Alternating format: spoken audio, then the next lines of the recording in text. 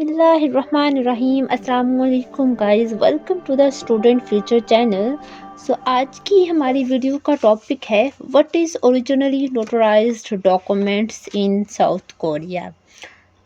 Okay, तो अब जिन स्टूडेंट्स का कोरिया यूनिवर्सिटीज़ में एडमिशन होता है उनको जो डॉक्यूमेंट्स की लिस्ट भेजी जाती है या उनको जो बताया जाता है वो ये है कि आपने जो हमें डॉक्यूमेंट्स भेजने हैं वो ओरिजिनली नोटराइज्ड होने चाहिए।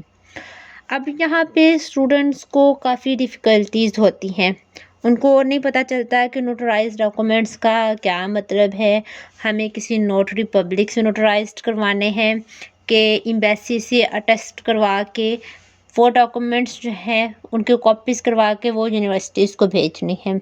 तो इसमें काफ़ी कन्फ्यूजन्स आ जाती हैं स्टूडेंट्स को और बाद में ये काफ़ी इश्यूज़ क्रिएट होते हैं। तो इसलिए मैं आपको आज की वीडियो में बताती चलूँ कि इन सब में क्या डिफ़रेंस है और एक्चुअली जो आपको यूनिवर्सिटी के एडमिनिस्ट्रेटर हैं वो कौन से डॉक्यूमेंट्स आपसे रिक्वायर कर रहे हैं। तो वीडियो को स्टार्ट करते हैं, एंड तक देखिएगा सो डैट कोई स्टेप मिस ना हो। सबसे पहले तो ये कि आपको डॉक्यूमेंट्स अपने अटेस्ट करवाने होते हैं जो मस्ट हैं। आपने सबसे पहले तो अपने डॉक्यूमेंट्स बोर्ड से, फिर जो एचएससी से करवाने हैं यूनिवर्सिटी के डॉक्यूमेंट्स वो, देन ये डॉक्यूमेंट्स आपने मोफा से अटेस्ट करवाने होते हैं और उसके बाद आपने कोरियन एम्बेसी से अटेस्ट करवाने होते हैं अगर तो आप कोरिया यूनिवर्सिटीज़ में एडमिशन ले रहे हैं।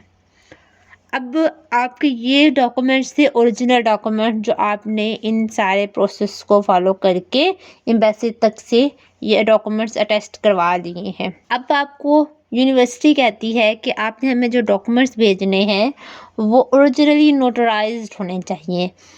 अब कुछ स्टूडेंट्स क्या करते हैं कि वो किसी लायर से जाके कॉपीज़ उनसे ओरिजिनली नोटराइज करवा लेते हैं। साउथ कोरिया में ये एक्सेप्टेबल नहीं है, बाकी दूसरी कंट्रीज़ में ये एक्सेप्टेबल है और वो ये डॉक्यूमेंट्स एक्सेप्ट भी करते हैं, लेकिन साउथ कोरिया में ऐसा नहीं है।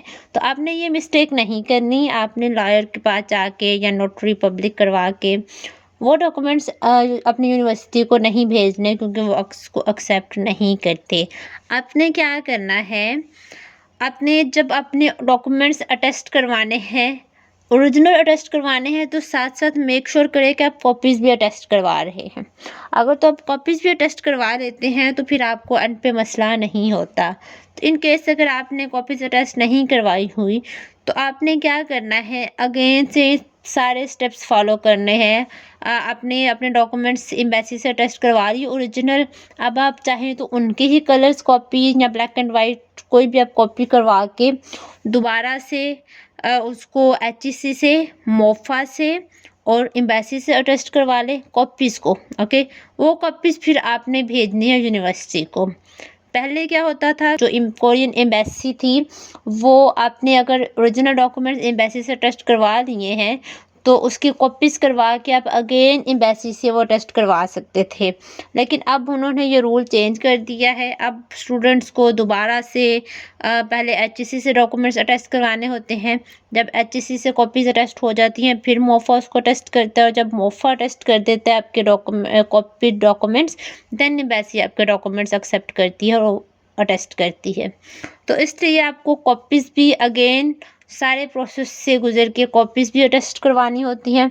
उसके बाद वो कॉपीज़ जो आपने ओरिजिनली एम्बेसी से अटेस्ट करवाई हैं वो कॉपीज़ आपने भेजनी है अपनी यूनिवर्सिटी को, और वो कॉपीज़ को वो कॉपीज़ नहीं समझते, वो उसको ओरिजिनल डॉक्यूमेंट समझते हैं, क्योंकि वो एम्बेसी से ओरिजिनली अटेस्ट हो चुके हैं। तो ये मतलब होता है इनका ओरिजिनली नोटराइज्ड डॉक्यूमेंट से।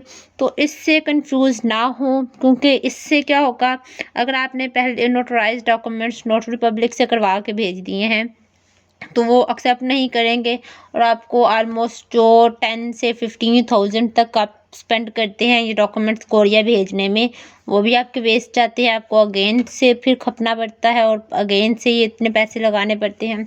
उसके अलावा कुछ स्टूडेंट्स क्या करते हैं, अपने ओरिजिनल डॉक्यूमेंट्स भेज देते हैं।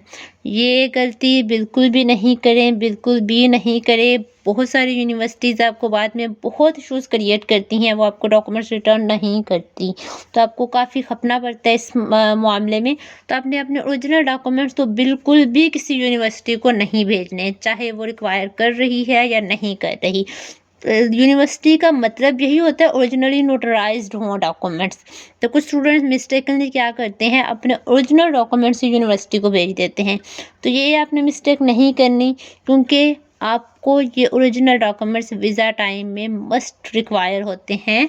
आपके इन डॉक्यूमेंट्स के बगैर वीज़ा रिजेक्ट हो जाता है, वीज़ा अप्रूव नहीं होता। तो आपने ये डॉक्यूमेंट्स अपने पास रखने हैं वीज़ा प्रोसेस के लिए। तो ओरिजिनल डॉक्यूमेंट्स तो वैसे भी आपके पास ही होने चाहिए। और ओरिजिनली नोटराइज्ड डॉक्यूमेंट्स का क्या प्रोसीजर है वो मैंने आपको एक्सप्लेन कर दिया है। आई होप कि वीडियो आपके लिए हेल्पफुल होगी।